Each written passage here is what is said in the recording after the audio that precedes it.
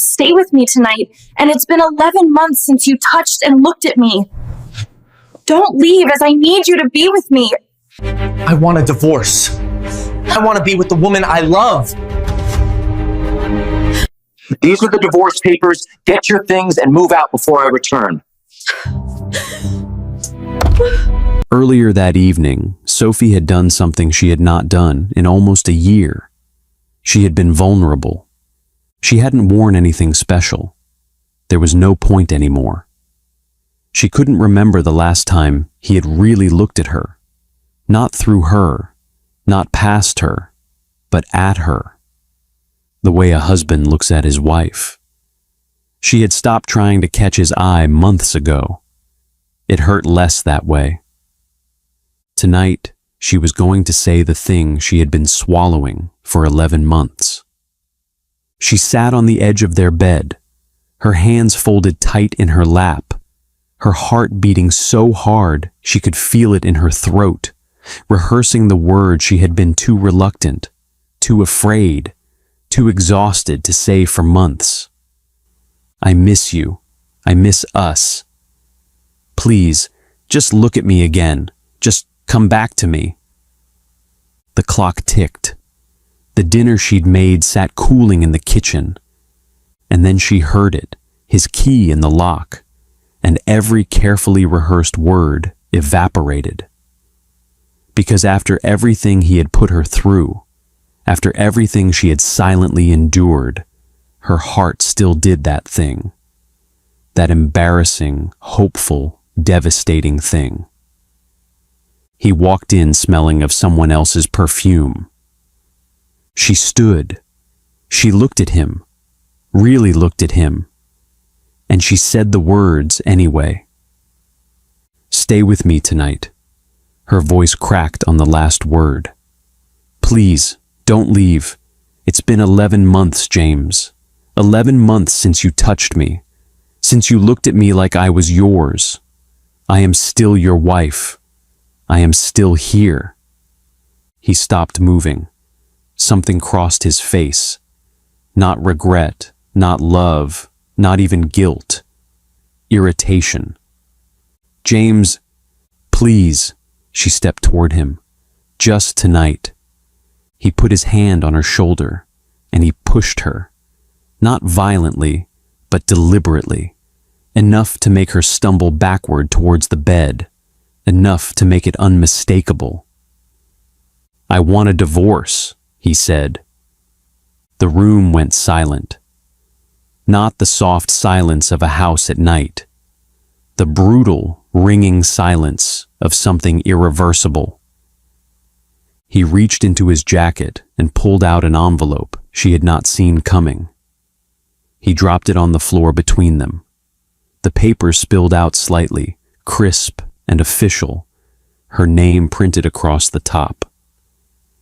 She no longer appeals to me. He said it like she wasn't standing right there, like she was a piece of furniture he had outgrown. I want to be with the woman I love, and it is not you.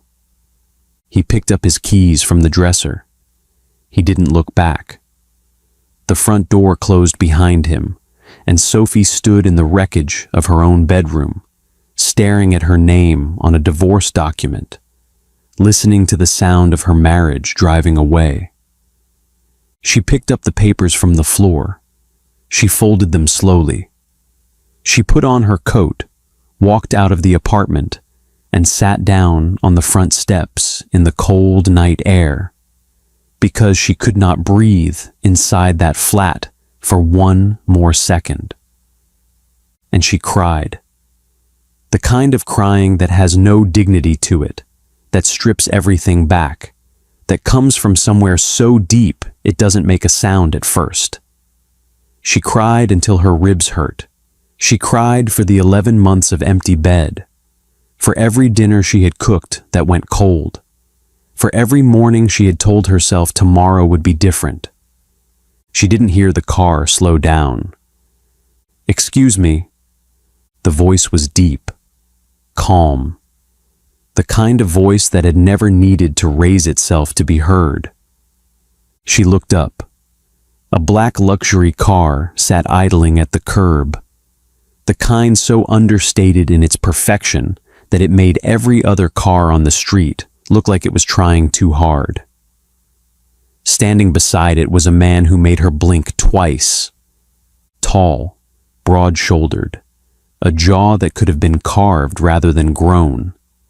He wore a deep charcoal suit with no tie, the top button of his shirt open, and he was looking at her with an expression that was not pity. It was something more careful than that, something closer to concern. "I don't usually stop," he said, "but you look like you're carrying something too heavy to carry alone." Sophie almost laughed. That's one way to put it. He didn't move closer, didn't intrude on her space. He simply knelt down so that he was at her eye level and waited. No phone in his hand, no impatience on his face, just stillness. The kind of stillness that says, "I'm not going anywhere." And so she talked. She didn't plan to. She didn't even understand why. Maybe because he was a stranger, and strangers can't judge you. Maybe because she had nothing left to protect. Maybe because sometimes the only person you can be completely honest with is someone who has no history with your pain. She talked the way people do when they have been holding something too heavy for too long, and someone finally, quietly, holds out their hands.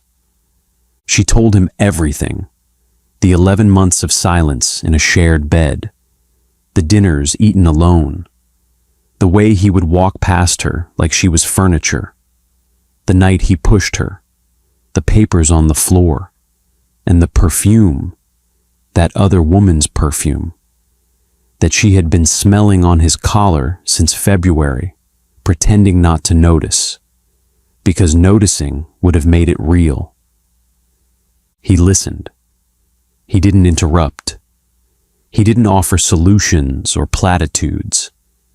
He just listened in the way that very few people actually do, with his whole attention, like nothing in the world was more important than what she was saying. When she finished, he was quiet for a moment. "My name is Ethan Harrington," he said, "and I think you are the most extraordinary woman I have sat on a pavement with in my entire life." She blinked. Then, incredibly, she laughed. It came out wet and broken, but it was real. "I mean it," he said, and there was nothing performative about his expression. "I have an event tonight, a gala, the Architecture and Arts Gala across the city.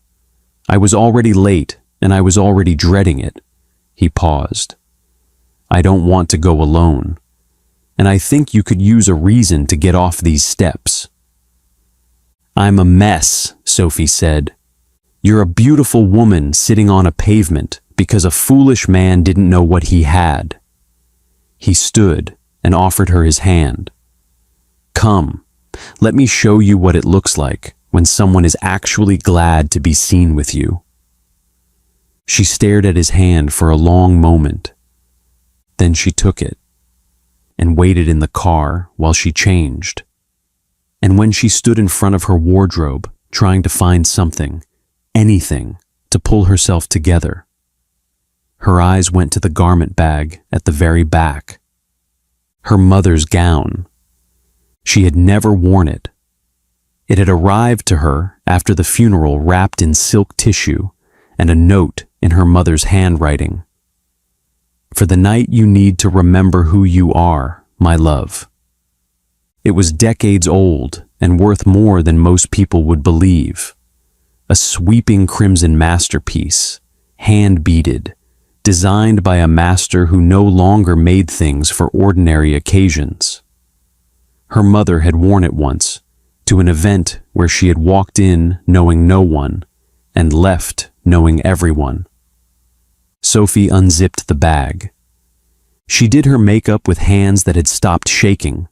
Dark liner, a deep berry lip, her hair pinned up with a few loose pieces falling at her jaw. When she stepped back and looked in the mirror, something shifted behind her own eyes. There she was. Not James's wife. Not the woman who had begged. Not the woman who had been pushed. Her mother's daughter. Herself. The version of herself that had been waiting, patient and furious and magnificent, underneath all the grief. She picked up the divorce papers from the dresser, folded them into her clutch, and walked out. The Architecture and Arts Gala was held in the Grand Meridian Ballroom, a venue so extravagant it made chandeliers look modest. Every name in the city's business and creative world was inside, dressed to impress, performing the rituals of power and prestige with practiced ease. Nobody was prepared for what walked through those doors. Ethan Harrington stepped into the entrance hall first, and because he was Ethan Harrington, heads turned immediately. He was, after all, the man whose name was attached to the biggest investment deal the city's architecture sector had seen in a decade. Everyone in that room knew who he was. Everyone in that room wanted 60 seconds of his attention. And then Sophie stepped in beside him. The crimson gown caught the light like it had been made for this room. The beading shimmered with every step. She moved with the particular grace of a woman who had nothing left to pretend and nothing left to fear. Her chin up, her hand resting lightly on Ethan's arm, her eyes scanning the room with a calm that was somehow more devastating than any entrance she could have planned. Ethan leaned down slightly as they walked. "The whole room just stopped breathing," he murmured. "Good," she said. And across the ballroom, past the champagne tables, past the string quartet, past the clusters of architects and patrons and socialites, two people had gone completely, totally still. James saw her first. He had been mid-sentence, one hand on the small of Victoria's back, leaning in to whisper something that was making her laugh. And then something made him look up. Some instinct, some cold current moving through the room. And he saw his wife. His wife, in a gown that looked like it had been designed specifically to end him, on the arm of Ethan Harrington. The sentence died in his throat. The color left his face. Beside him, Victoria followed his gaze, and her smile didn't so much fade as collapse. She had spent months building herself into the most striking woman in James's world. She had told herself, repeatedly, that his wife was unremarkable, manageable, not a threat. She had been catastrophically wrong. James's glass lowered slowly to the table. He couldn't look away. He had been with Sophie for 8 years. 8 years. And he was standing here watching her walk into a room on another man's arm and realizing, with a clarity that felt like being hit by something moving fast, that he had never once seen her look like this. Because she had never looked like this for him. Because he had never given her a reason to. His chest tightened in a way he did not have a name for. Not jealousy. Something worse. Recognition. The specific, sickening recognition of a man who has thrown away something irreplaceable and is only now, too late, beginning to understand what it was worth. "Is that your wife?" Victoria asked, her voice dropping to something she couldn't quite keep steady. "Don't say it," James said, like a man who already knew what was coming and couldn't bear to hear it spoken out loud. Ethan, for his part, was not performing. That was what made it so striking to everyone watching. He did not parade Sophie around the room. He did not use her as a prop. He stayed close to her, attentive, genuinely attentive. And when the room's most prominent foundation chair, a formidable woman named Mrs. Caldwell, approached them and began asking Sophie about her literacy program. Roots and pages, Ethan stepped back and let Sophie speak. Let her shine. Watched her with the expression of a man who already knew the answer to a question he hadn't asked yet.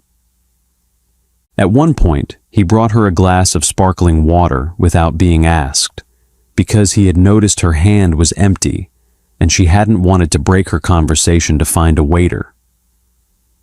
"You didn't have to do that," she said, when Mrs. Caldwell moved away. "I know," he said simply.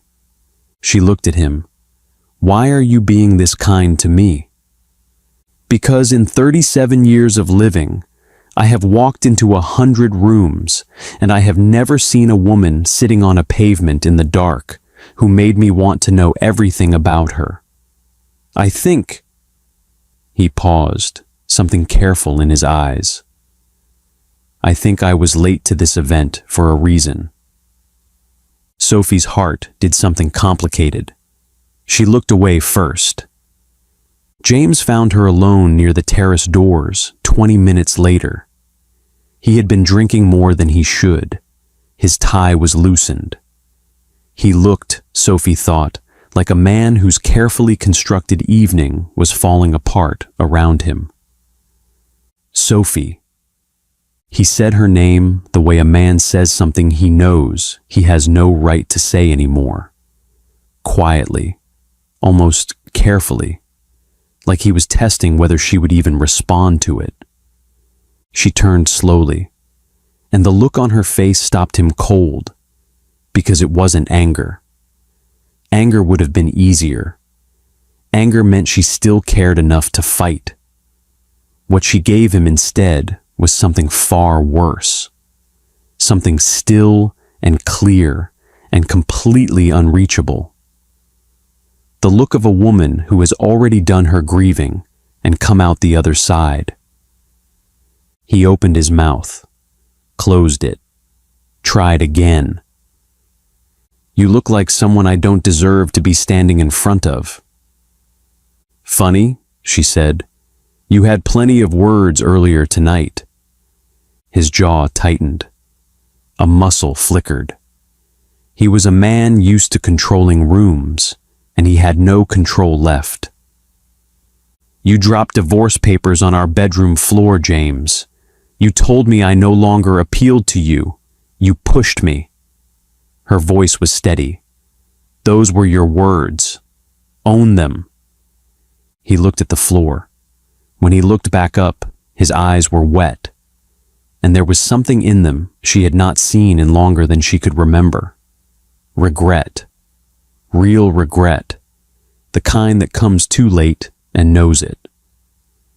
"If I had seen what was right in front of me," his voice broke at the edges. "Sophie, you are the biggest mistake I ever made. I chased women my whole life because it was a weakness. My weakness. And I had the most beautiful woman alive in my own home, and I threw you away like you meant nothing."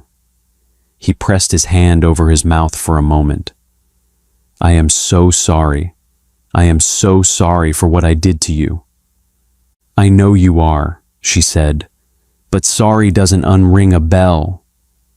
She reached into her clutch. She drew out the folded divorce papers, the ones he had thrown at her feet less than 2 hours ago, and she placed them on the table between them, neatly, deliberately. "I'm signing these," she said, "tonight." She took the pen from his breast pocket. She signed her name on the line, slowly, clearly, with the steady hand of a woman who had already done her grieving on a pavement in the cold. She slid the papers back to him. He stared at them. His hand was shaking. It was at this moment that Ethan appeared at her side. And James's face changed again, because James, as head of his architecture firm, knew exactly who Ethan Harrington was. He had been preparing for months for tomorrow's meeting. The one where Ethan's holding company was set to sign the biggest investment deal his firm had ever secured. $40 million. A deal that would define the next decade of his career. Ethan looked at James with the measured calm of a man who held every card in the deck and had no need to show them. "Mr. James Whitfield," he said, "I believe we have a meeting tomorrow morning." James straightened. "We do, yes. I had no idea you knew my wife." "Your wife," Ethan said, not unkindly, but precisely. "Yes, Sophie and I met this evening."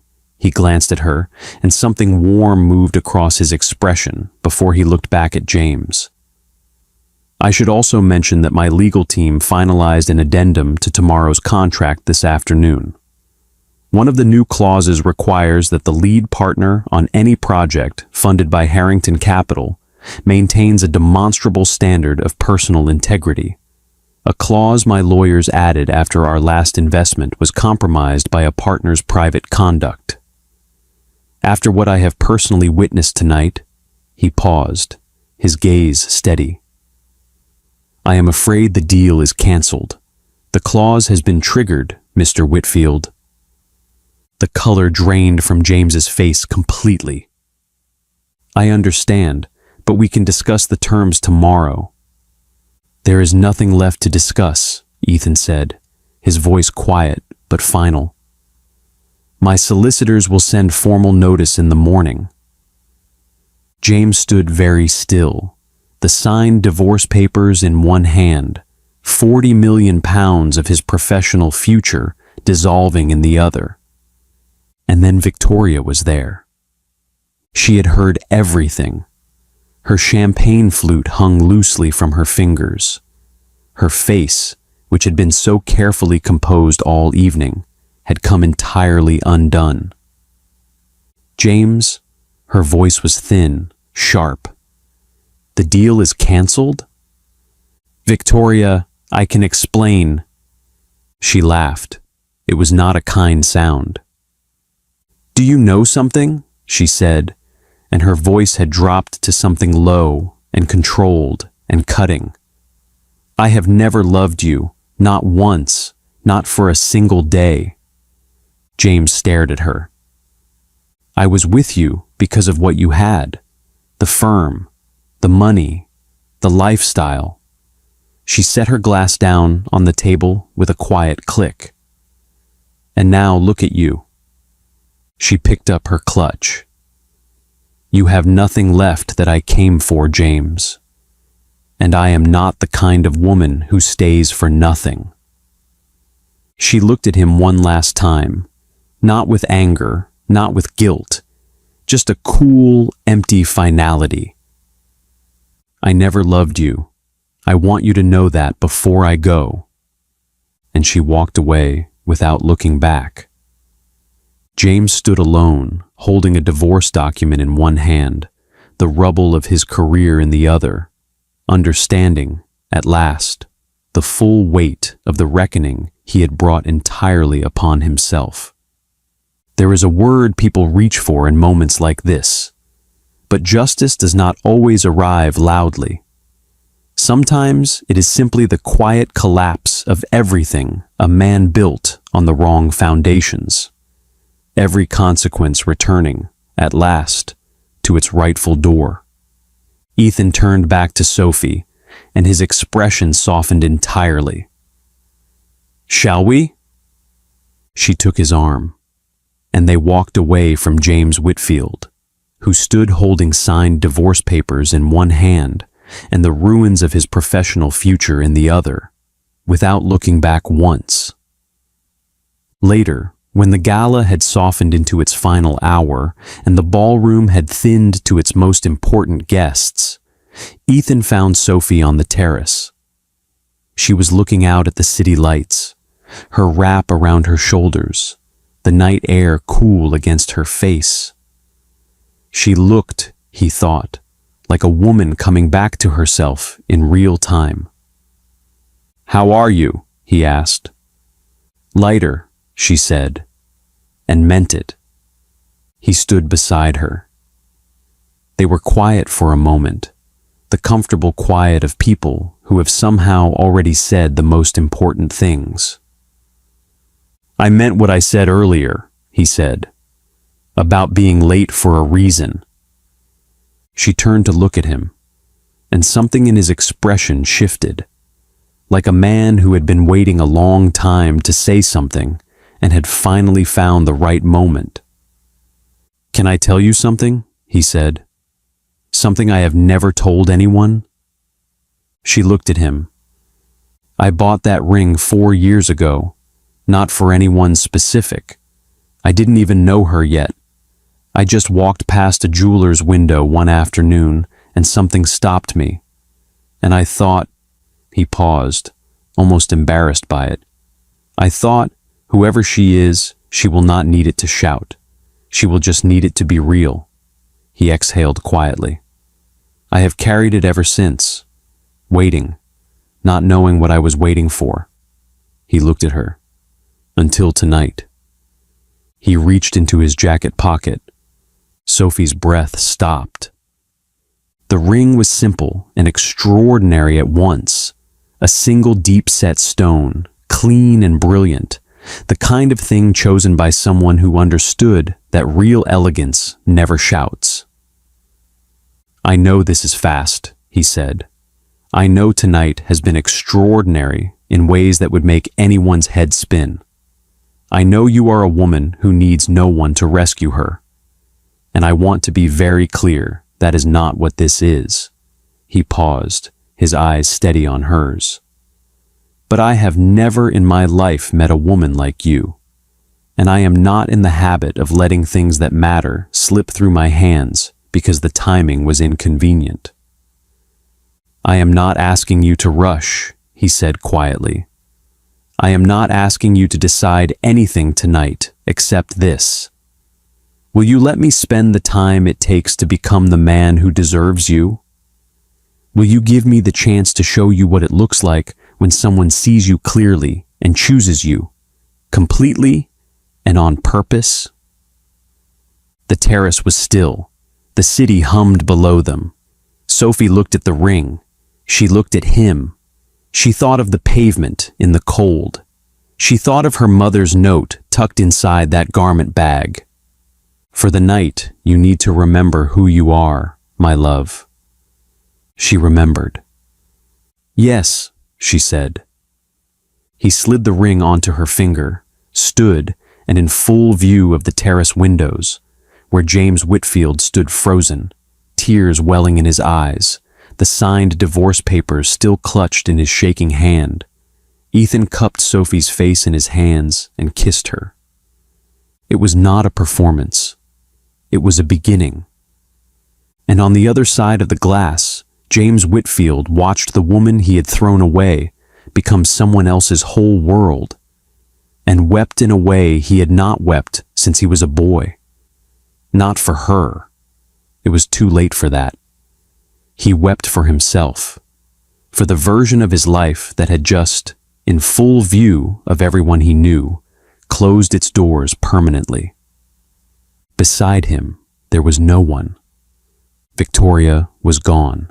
18 months later, Sophie Elizabeth Harrington stood at the altar of a sunlit country chapel in the English countryside, ivory lace at her wrists, her mother's favorite white roses threaded through her hair, and watched Ethan walk toward her with the expression of a man who had been certain of this moment since a cold pavement in the dark. They were married on a Saturday in April, when the light came through the chapel windows like something out of a painting, and every person in that room felt it. The particular joy of two people who had found each other, not in spite of a hard night, but because of it. The following spring, Sophie gave birth to twins, a boy and a girl, Noah, full of promise and new beginnings, and Naomi, for Sophie's mother, whose note still lived folded in Sophie's jewelry box. "For the night, you need to remember who you are, my love." Ethan sat in the hospital room, holding one in each arm, with the expression of a man who could not believe his own luck. And then Sophie looked at him from the bed, tired and radiant, and more herself than she had ever been. And he understood that luck had nothing to do with it. They had chosen each other, on purpose, completely. As for James Whitfield, the firm did not survive the collapsed deal. 40 million was the cornerstone. Without it, the structure came down in pieces. Clients followed the confidence, and the confidence had left the room the night James stood holding divorce papers and watching his wife walk away. He sold the apartment, then the car, then the things he had bought to fill the space that a good marriage would have occupied. Victoria did not return. He lived alone in a modest flat on the eastern side of the city, a shadow of the man he had believed himself to be. Not broken beyond repair, perhaps, but emptied, quieted by the particular weight of a man who had everything and chose to throw it away for nothing of lasting value. Occasionally, he would see Sophie's name in the press, attached to Ethan's, to the Harrington Foundation, to the Roots and Pages centers that now stretched across the country. He would look at the photographs. Sophie laughing, Sophie speaking, Sophie holding her children with Ethan's arm around her shoulders. Both of them looking at each other the way James had never once looked at her. And he would understand, freshly, every single time, that the life he had is precisely the life he built. 3 months after the wedding, Sophie stood at the front of a new Roots and Pages center, the first of 6 that the Harrington Foundation was funding across the country. Children filled the seats. Teachers she had trained stood at the front of classrooms that smelled like fresh paint and new books. Mrs. Caldwell was there. Her best friend Claire was there, laughing loudly at something and making no apology for it. Ethan stood at the back of the room, watching her speak, with the expression of a man who knows, with complete certainty, that he is exactly where he is supposed to be. Sophie caught his eye from the podium. He smiled. She smiled back. The real kind, the deep kind, the kind that her face had been saving up for a very long time. She thought, fleetingly, of a pavement in the cold, of divorce papers on a bedroom floor, of a push she hadn't seen coming, walking into a room and changing the entire story. She had not planned any of it, but she had been ready for all of it. She just hadn't known it yet. And that, she understood now, was the whole point. If you enjoyed this love story, please like, comment, and subscribe to see more heartfelt tales. Your support helps us continue creating the stories that make your heart race.